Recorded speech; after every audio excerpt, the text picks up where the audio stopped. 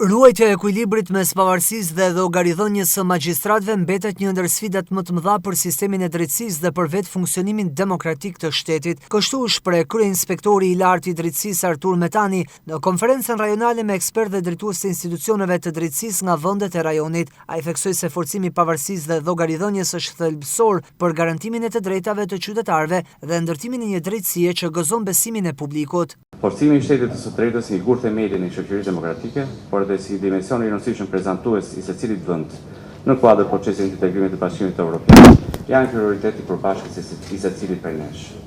Sot të gjitha vendet duhet të shtojnë përpjekjet për forcimin e kësaj pavarësie, por nga ana tjetër edhe rritjen e efikasitetit dhe përgjegjësisë së organeve të sistemit drejtësisë, sepse të dyja nuk mund të ecin përveç së bashku.